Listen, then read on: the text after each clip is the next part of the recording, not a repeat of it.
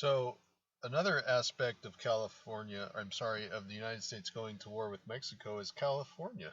And the California Gold Rush in 1848, when James Marshall discovered gold in the American River. Uh, Another consequence of the Mexican defeat is that California started to become populated by miners and people rushing to get here, having gold fever. Between 1849 and 1852, more than 250,000 49ers, as the would-be miners were known, descended on the Golden State. Conditions in the gold fields in the cities. Well, to be honest, only a few of them struck it rich. It was a difficult lifestyle. Disease swept through little mining towns. Um, there were all kinds of new businesses that that improved and increased in number due to the sheer amount of people coming in. One of the groups coming in was Chinese folks. By 1851, 25,000 Chinese lived in California, and many Anglos were convinced that they were not fit to be citizens of the Golden State. And as early as 1852, opponents demanded a halt to Chinese immigration. This is also something that's definitely not part of this class, but something that should be stated is that even with all of this gold and the gold rush, white Californians tried everything they could to basically discriminate against other folks who happened to be there, including blacks and Hispanics and Chinese, by enacting what they called a foreign miners tax, which was just another example of discrimination. So this is what America looks like after we're all done conquering it. All of this stuff here, we have filled out our manifest destiny, so to speak, and now we have a contiguous United States, and it's not going to stop there with Alaska and Hawaii. How did reform efforts change after 1840? Well, you had a couple of different aspects to this. You had the pursuit of perfection with transcendentalists and utopians. Let's talk first about transcendentalists. These were a group of New England writers, such as Ralph Waldo Emerson, Henry David Thoreau, believing that individuals should conform neither to the dictates of the materialistic world or to the dogma of formal religion. Instead, people should look within themselves for truth and guidance, which is kind of reflective of the American free labor ideal, looking to yourself. Utopian communities. A few reformers tried to change the world by organizing utopian communities as alternatives to prevailing social arrangements. This was something that happened as well in Europe, I should say. And these communities didn't last very long, I should say. Women's rights activists were out there. Women were involved in many reform activities that grew out of evangelical churches. Gave a few women activists practical experience in such political arts as speaking in public, running a meeting, drafting resolutions, and circulating petitions. So another example of how church and the experience of religion helps people learn how to be politically active.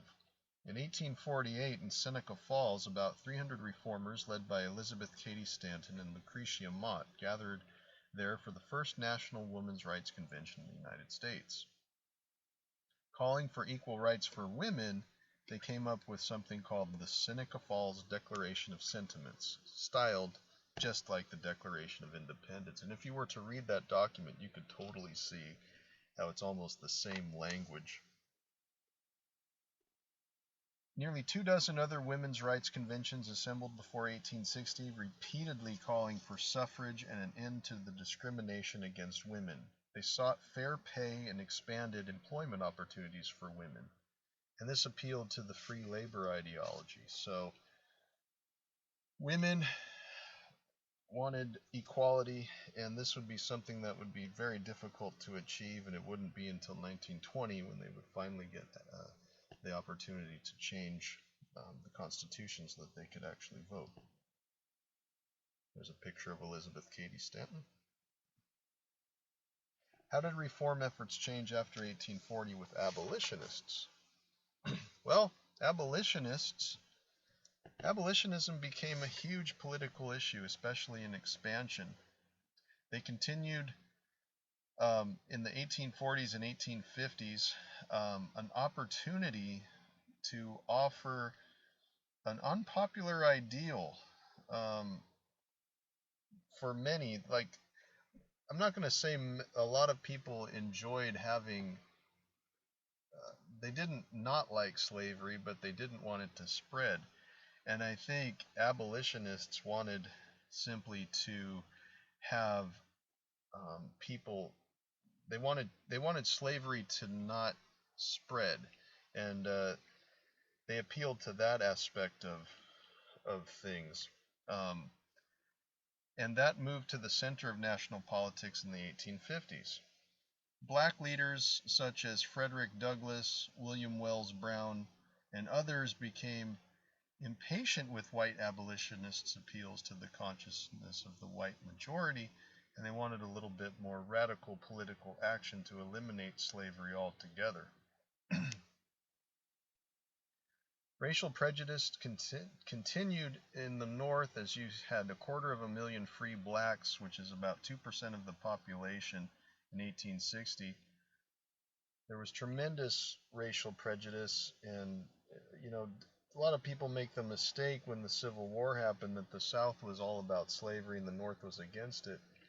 The North was just as much racist as the South, but the good thing is that blacks organized to try to deal with that issue. The Underground Railroad was a way to get freedom for people coming from the South into the North, especially slaves. It was basically a network of churches, homes, and businesses that basically smuggled people across state lines. And we'll learn more about that in chapter 13. It's an abolitionist meeting. How was white freedom in the North and the West defined? Well, a couple things. Economic productivity. During the 1840s and 50s, a cluster of interrelated developments, steam power, railroads, and the growing mechanization of agriculture and manufacturing meant greater economic productivity, a burst of output from farms and factories, and prosperity for many. Acquisition of territory. The diplomacy and war handed the United States 1.2 million square miles and more than 1,000 miles of Pacific coastline. One prize of Manifest Destiny, which was California, almost immediately rewarded its new owners with tons of gold. Promoting the free labor ideal. Confirming the choice of many. To Westerners and Northerners, industrial evolution confirmed the choice they had made to eliminate slavery and promote free labor as the key to independence, equality, and prosperity. By 1860, more than half of the nation's free labor workforce still toiled for someone else. Free labor enthusiasts denied that the problems were inherent in the country's social and economic systems. Instead, they argued that most problems came from people themselves. Many reformers focused on self-control and discipline, on avoiding sin and alcohol. Other reformers focused on women's rights and slavery. And so, in sum, we have a tremendous change in the 1840s and 1850s with economic change, continental change, the acquisition of territory, and the free labor ideal. To what extent was it true that a person could make themselves something and make themselves something out of their own hard work and toil? What about African Americans? What about women? And all those questions will be answered, and I think are still being answered in our society today.